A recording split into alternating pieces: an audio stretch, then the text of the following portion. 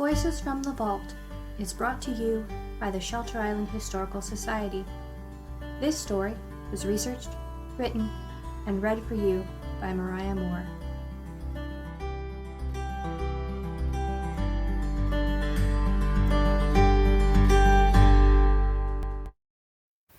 Quantum physics. Yep, now I have your attention. Nothing gets people excited like quantum physics. Well, certain people, mostly quantum physicists. First, a few terms. Physics is the study of the laws of the natural world based on observable behaviors. Sure, we can all conclude that what goes up must come down. We don't need Isaac Newton to discover that. Physics tries to figure out why. Quantum physics studies the laws of the tiny world, atoms, and smaller. In early June of 1947, a group of 24 such submolecular behavioral enthusiasts accepted invitations to gather on Shelter Island and have a chat. I suppose it may have been a bit more than a chat, as it was technically the first of 3 conferences sponsored by the National Academy of Sciences designed to be intimate gatherings for highly qualified scientists to discuss quantum physics in the hopes of pushing the existing boundaries of what was known about that field. It was 1947. The Second World War was finally over, and the globe was recovering from the violence that had racked it, and finally returning to everyday life.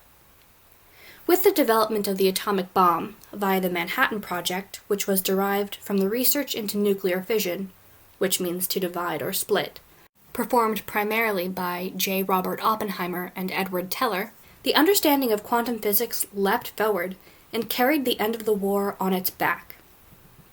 For those of us who haven't studied physics for our entire lives, some of these terms may require some explanation.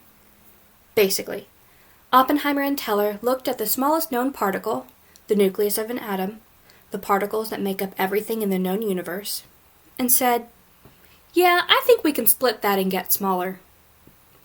And they did, with government funding provided in the hopes of weaponizing the energy therein. The split released, as predicted, a huge amount of energy that decimated everything it could reach, and it could reach pretty far. The energy was like that of a bomb, but not made of the usual explosives, and significantly more powerful.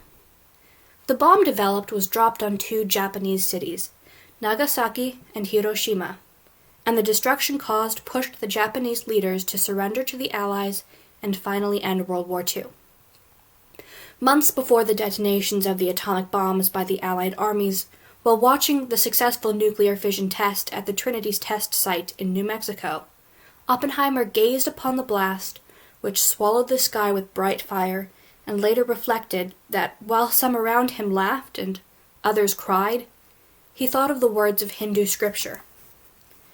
In seeking to come to terms with his actions and the consequences thereof, Oppenheimer dwelt, perhaps with and perhaps without regret, on the god Vishnu, proudly accepting his place in the story, declaring, "Now I am become death, the destroyer of worlds," a now famous line for which Oppenheimer is known. The idea for the conference came from Duncan McGinnis of the Rockefeller Institute, and it was he who convinced the NAS to sponsor the gathering. With a plan and a sponsor, all that remained was to select a location and send out the invitations. The conference would require someplace quiet, out of the way, and large enough to host the 24 prominent scientists. And so, a small inn on the east end of Long Island that hadn't opened for the season was chosen. The Ram's Head Inn on Shelter Island opened its doors ahead of schedule to accommodate the incoming scientists. The group of physicists took a bus from the city the whole length of Long Island until they reached Greenport before ferrying across to Shelter Island, and there were swamped with attention and praise. The head of the Greenport Chamber of Commerce treated the war heroes to dinner, and one attendant recalled their being escorted by police motorcycles and being allowed to run red lights, which honestly would make being a physicist worth it. After crossing the channel, the conference officially began on June 2nd of 1947. Generally meant to be fairly casual, the meeting was loosely outlined, and a few of the most respected of the lot of scientists were chosen to lead discussions. Discussion leaders were the aforementioned Oppenheimer, theoretical physicist Viktor Weizsäcker, and leading electromagnetic, quantum mechanic, and statistical physicist Hans Kramers. On the whole, the 3 days were centered around the development of quantum electrodynamics, which is to say, how electricity works on the subatomic level. Over a time that consisted of less than half a week, and with a gathering of fewer than 30 people, the understanding of quantum physics leapt forward by bounds.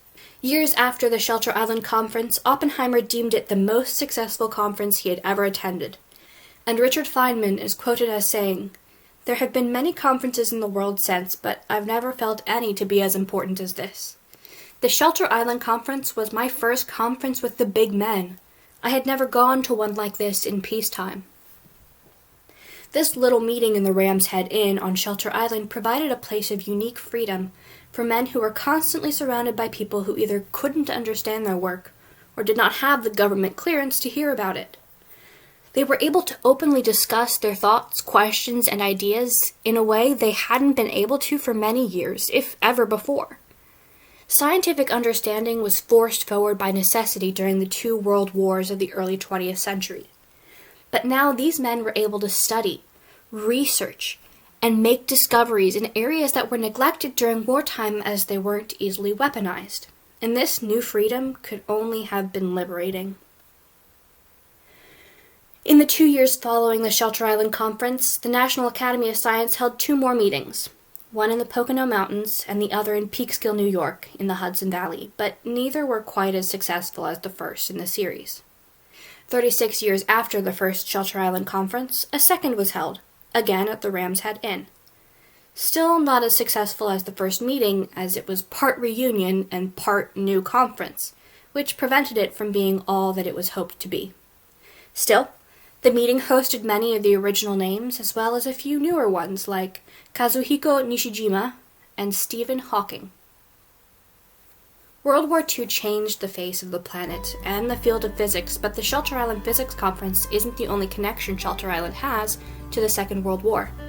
In fact, Grizel and Nathaniel Sylvester are direct ancestors of Franklin Delano Roosevelt, the U.S. president who led the country and the Allies during World War II until his death while in office.